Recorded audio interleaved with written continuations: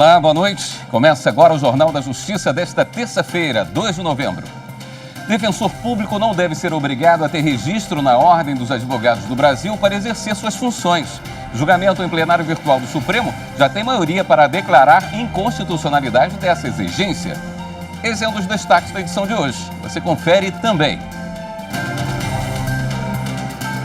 Sob rigoroso protocolo de segurança e cobrança de comprovante de vacinação contra a Covid, atividades presenciais no Supremo começam a ser retomadas a partir desta quarta-feira. Ministério Público Federal quer a atuação do Comitê Gestor da Internet no Brasil para impedir a comercialização virtual de medicamentos abortivos. E ainda, os desafios e os avanços do país no combate ao chamado trabalho escravo.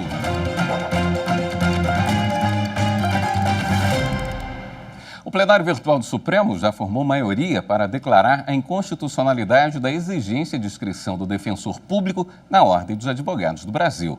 O julgamento será concluído nesta quarta-feira. Recurso foi apresentado pelo Conselho Federal da OAB e pela OAB de São Paulo, contra a decisão do Superior Tribunal de Justiça. O STJ acolheu o pedido da Associação Paulista de Defensores Públicos, garantindo aos filiados da associação o direito de decidirem livremente se querem ou não permanecer associados à ordem. A OAB sustenta que os defensores públicos exercem a advocacia e, por isso, são obrigados a se inscreverem.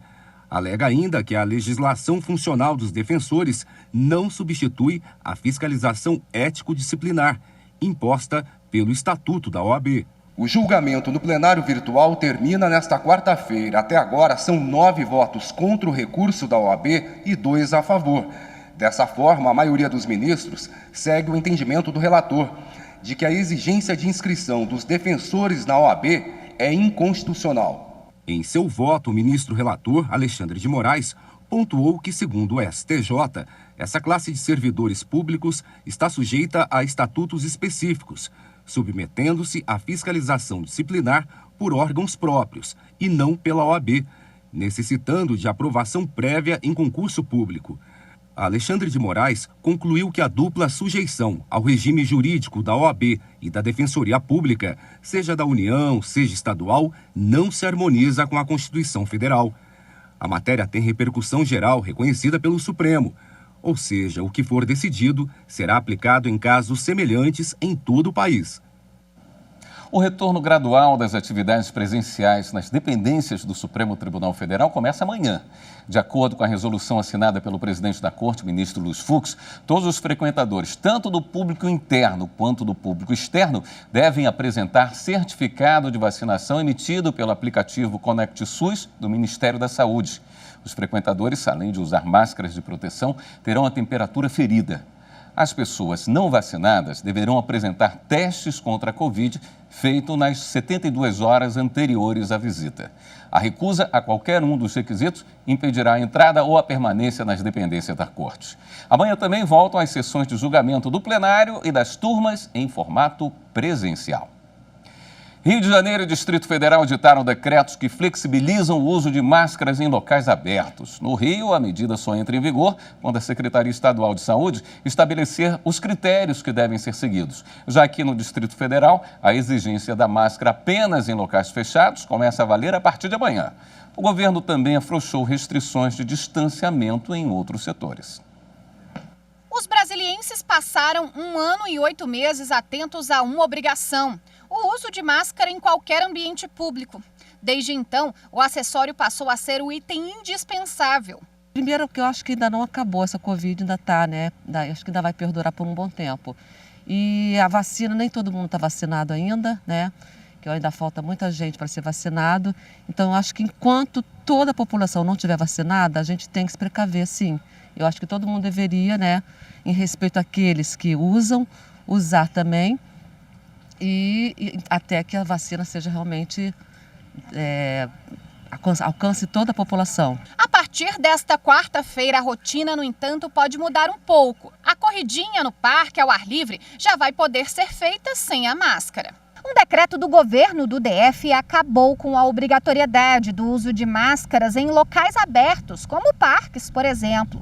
Mas é preciso de atenção para saber direitinho onde vale ou não a liberação. Segundo as novas regras, o uso da máscara permanece obrigatório nos espaços públicos fechados, transporte coletivo, estabelecimentos comerciais, industriais e de serviços, além das áreas de uso comum dos condomínios residenciais e comerciais. Este condomínio de apartamentos no Guará, região administrativa de Brasília, tem mais de 1.800 moradores. A síndica, desde a publicação do decreto, já começou o processo de conscientização, com avisos e placas espalhadas pelas áreas comuns para não gerar dúvidas. O uso de máscara continua obrigatório. Acredito na importância de mantermos o uso das máscaras nas áreas comuns dos condomínios, uma vez que a circulação de pessoas e a permanência, de condôminos nessas áreas são constantes e o risco de transmissão ele pode vir a aumentar. A máscara, segundo especialistas, ainda é uma das formas efetivas de prevenir o contágio pela Covid-19. Por isso, muitos brasilienses decidiram que vão continuar usando o acessório em locais abertos, mesmo com a liberação. Eu acho que as pessoas têm que continuar se cuidando, tá? Deve continuar usando máscara. E assim, você perguntou do meu hábito, eu uso ela constantemente, tá? Sair de casa é de máscara, não tem outra forma. E assim, as pessoas têm que se recolher mesmo, eu acho, tá? Ainda manter todos os cuidados.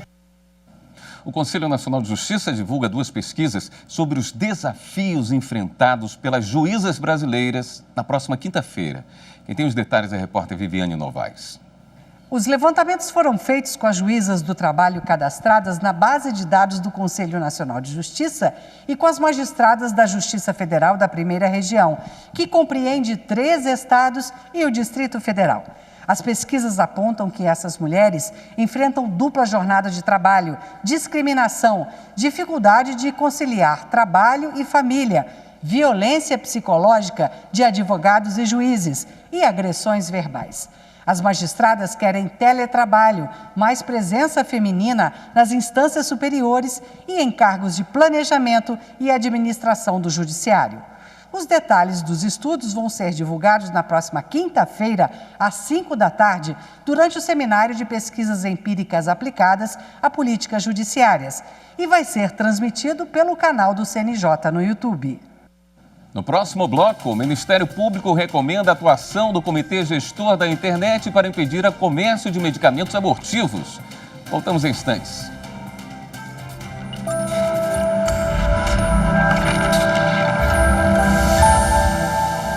A Constituição Federal de 88, ela tem foco na democracia e nos pressupostos de liberdade e igualdade social que também fundamentam o Estado Democrático de Direito e faz parte também dos anseios do povo brasileiro.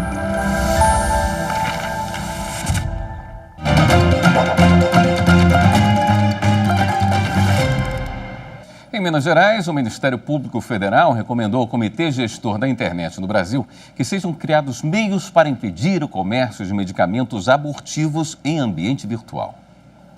O foco principal da recomendação é o comércio online, em sites e nas redes sociais. Medicamentos abortivos estão sendo vendidos nessas plataformas sem controle dos órgãos de saúde, inclusive com anúncios explícitos. É importante lembrar que a venda remota de medicamentos é uma atividade permitida exclusivamente a farmácias e drogarias, com a devida licença sanitária e autorização de funcionamento da Anvisa, sendo proibida a comercialização pela internet de medicamentos sujeitos a controle especial. Também é proibida no Brasil a venda de produtos para uso terapêutico ou medicinal que não tenham registro na Anvisa. O MPF pediu que o Comitê Gestor de Internet no Brasil adote medidas para proibir esse comércio irregular. O prazo para a resposta sobre a recomendação é de 20 dias. O Poder Judiciário reconheceu oficialmente a primeira pessoa não binária de Alagoas. A ação foi realizada em um mutirão da Justiça itinerante e garante cidadania e dignidade a quem não se identifica com os gêneros masculino e feminino. A imagem que Fênix via no espelho por muitos e muitos anos não condizia com os dados da sua documentação. Fênix é a primeira pessoa reconhecidamente não binária de Alagoas, ou seja, não se identifica como homem ou mulher. Foi durante o mutirão da Justiça que o desejo de mudar o nome e omitir o gênero na certidão de nascimento foi possível. A partir de agora, Fênix passará a ser reconhecida exatamente como se enxerga, uma pessoa não binária. Eu senti que depois dessa audiência eu consegui nascer, né, sabe, existir como deveria ser, sem essa imposição desse sistema, né, cisgênero que determina quem é homem, quem é mulher, e tem o campo político, né, de existir socialmente, sabe, assim, de entrar nos espaços e não ter que, em alguns momentos, falar o nome social e depois ter que falar o nome morto para que aquilo seja oficializado. A petição com o pedido foi solicitada pelo Núcleo de Práticas Jurídicas da Uninasal, que participou do mutirão, como explica o coordenador Vitor Montenegro. A petição foi feita por mim com as advogadas orientadoras do Núcleo de Práticas Jurídicas da Uninasal Maceió e com os nossos alunos, né? Assim, 6 alunos participaram efetivamente da pesquisa, da petição, da audiência. Então, assim, é um caso novo, emblemático e que teve a participação de gente nova, né? O Tribunal de Justiça de Alagoas vem passando, né, por um momento de muita humanização e mais esse passo dado, com certeza, gera a dignidade das pessoas trans, das pessoas não binárias, porque todos merecem ser tratados com dignidade. A juíza Emanuela Porangaba, coordenadora do projeto Justiça Itinerante, destaca a relevância da sentença inédita no judiciário alagoano e afirma que servirá como base para futuros pedidos que venham a acontecer. A Fênix foi a primeira, certamente não será a última pessoa que se enquadra nessa situação. E o Poder Judiciário já deu o primeiro passo, está de portas abertas para acolher essas pretensões justas, né, dignas e que conferem ao cidadão a mais plena cidadania, que até então isso era mitigado. Para a Fênix, o processo de mudança de nome e gênero é uma promessa de renascimento e pertencimento. Eu tive convicção, nossa, é isso. Agora eu existo não só como Fênix, mas como uma pessoa que não se identifica nesse sistema realmente de ser homem ou mulher. A maneira como eu falo hoje, Fênix da Silva Leite, não é com dúvida mais, entendeu? Agora é certeza, é isso, eu existo nesse mundo. O Superior Tribunal de Justiça confirmou o entendimento de que, para caracterizar fraude à execução, deve ser considerada a data de alienação do bem e não a do registro. O colegiado reafirmou o entendimento de que, para aferir a existência de fraude à execução, importa a data de alienação do bem e não o seu registro. No julgamento, a terceira turma deu provimento ao recurso especial em que um advogado, que recebeu 35% de um imóvel como pagamento por serviços advocatícios, e o proprietário do bem sustentaram não ter havido fraude à execução, que só foi ajuizada depois da alienação, situação que afasta a má-fé. O credor alegou que essa ação em pagamento seria fraude à execução e pediu a declaração de ineficácia do negócio, o que foi acolhido pelo juiz, que determinou ainda a penhora integral do imóvel nos autos. A decisão foi mantida pela segunda instância sob o fundamento de que, embora a entrega de parte do imóvel como pagamento tenha ocorrido antes da execução, a transferência do bem somente foi iniciada depois do conhecimento do processo. Ao recorrer da decisão no STJ, o advogado e o proprietário do imóvel alegaram que o contrato de honorários, firmado antes do ajuizamento da execução, mesmo que não transfira o domínio, é capaz de impedir o reconhecimento de fraude e a penhora do imóvel. O relator do recurso, ministro Moura Ribeiro, observou que a jurisprudência do STJ considera que o compromisso de compra e venda de imóvel anterior à citação, mesmo sem o registro, é suficiente para impedir a caracterização da fraude à execução, impossibilitando a constrição do bem. Para o ministro, embora o caso não envolva compromisso de compra e venda, mas da ação em pagamento, é possível aplicar o mesmo entendimento com base no Código Civil. Moura Ribeiro lembrou a súmula 375 do STJ, onde o reconhecimento da fraude à execução depende do registro da penhora do bem alienado ou da prova de má-fé do terceiro adquirente, o que, de acordo com o relator, não foi demonstrado nos autos. A terceira turma, então, afastou o reconhecimento da fraude e determinou a desconstituição da penhora. E no próximo bloco a gente fala sobre a atuação do CNJ para apoiar famílias que buscam pessoas desaparecidas. Voltamos já.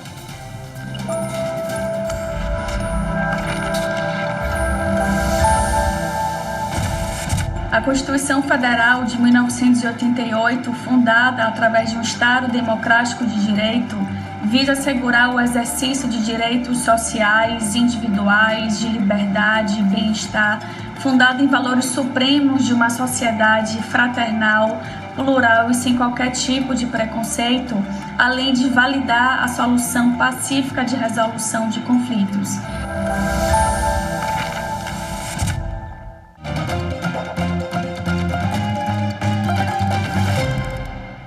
Mais de 56 mil trabalhadores foram resgatados em condições análogas à escravidão desde 1995, quando começou a política de erradicação do trabalho escravo. Em um caso recente, mais de 100 pessoas, incluindo crianças, foram encontradas nessas condições em Goiás. Trabalhadores retiram a palha de milho para a fabricação de cigarros em Água Fria de Goiás. Por trás da foto, uma triste realidade. Os 116 empregados dormiam em colchões no chão. Improvisavam fogareiros para fazer a comida no alojamento. Os empregados recebiam R$ 5,00 por quilo de palha e a empresa descontava do salário as ferramentas e roupas de trabalho. A empresa responsável foi notificada a formalizar os contratos de trabalho e a pagar todos os direitos trabalhistas desses trabalhadores, atingindo um montante de cerca de R$ 900 mil. Além disso, a equipe dos auditores fiscais do trabalho emitiu para esses trabalhadores as guias de seguro-desemprego do trabalhador resgatado. Os trabalhadores terão acesso a 3 parcelas do seguro-desemprego. Desde 1995, 56.700 trabalhadores foram resgatados no país em condições semelhantes à escravidão. Só este ano, de janeiro a setembro, foram 1.015. Isso corresponde a um aumento de 7,7% em relação ao número de todo o ano passado. Este trabalhador foi resgatado numa fazenda em Planaltina de Goiás. Passamos um momento muito difícil.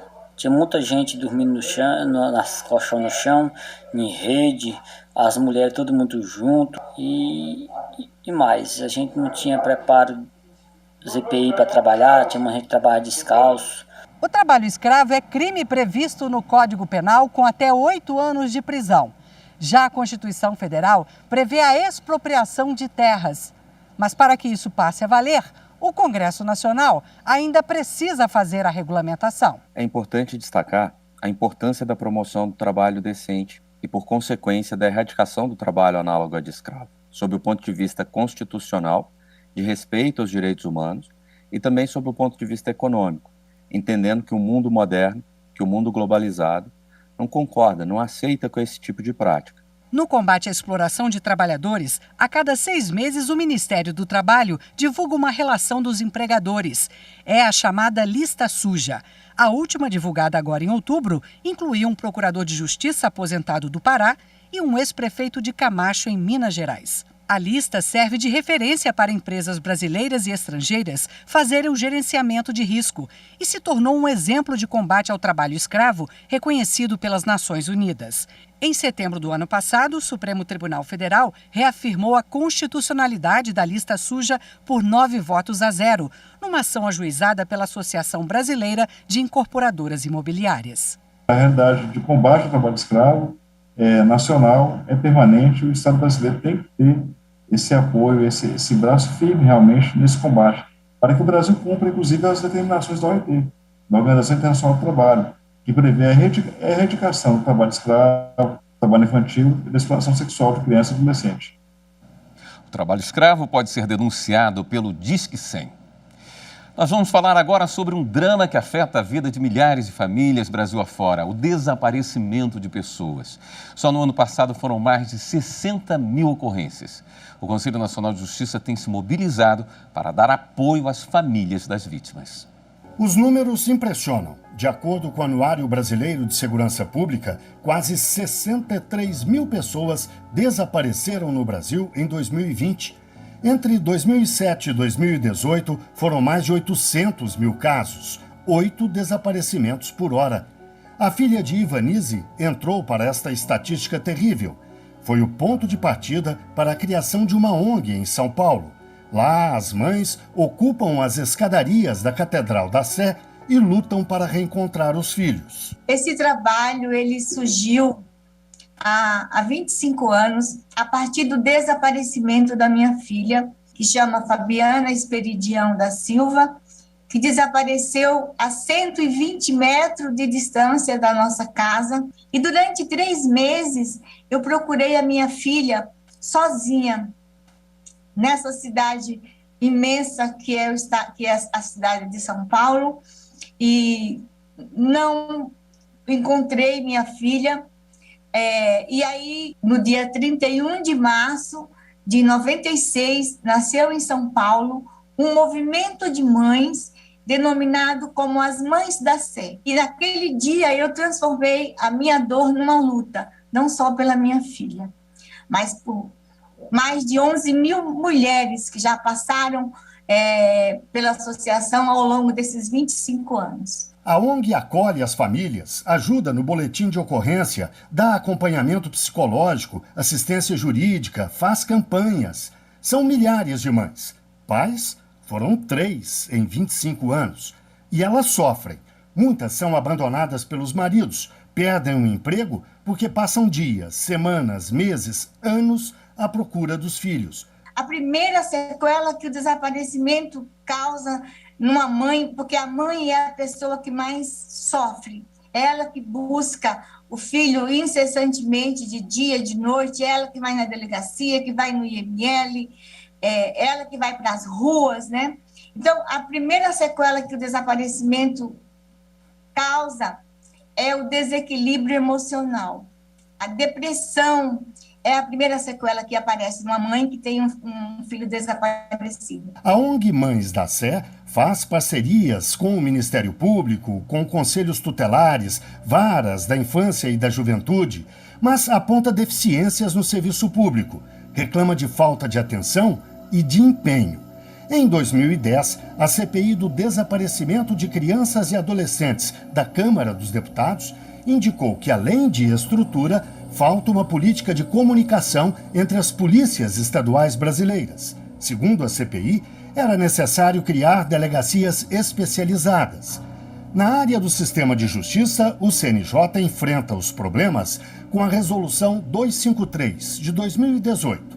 O documento orienta tribunais a instituir centros especializados de atenção às vítimas. Também é estimulada a criação de plantão de servidores para o atendimento com equipes especializadas e para encaminhamento a serviços públicos de assistência jurídica, médica, psicológica, social e previdenciária. Nós atuamos em parcerias com o Ministério da Justiça, com a Polícia Federal, buscamos um apoio para essas vítimas com a própria resolução, né, que institui a criação de um centro nos tribunais de apoio a essas famílias vítimas deste problema grave que é um desaparecimento das crianças e dos adolescentes, de todos que são vítimas do tráfico, enfim, dos desaparecidos. Elas ainda cobram mais apoio, mas não desistem.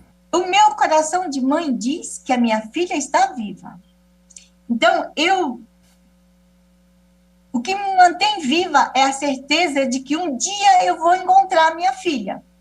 Nesses 25 anos, eu já encontrei mais de 5 mil pessoas, né? Aí você fala assim para mim, mas Ivanise, 5 mil pessoas e 25 anos de trabalho é um número muito pequeno. Realmente é um número pequeno. É um trabalho de formiguinha. Mas eu vejo a minha filha em cada uma dessas pessoas que eu consegui devolver para sua família. O Jornal da Justiça de hoje fica por aqui. A você uma boa noite. Até amanhã.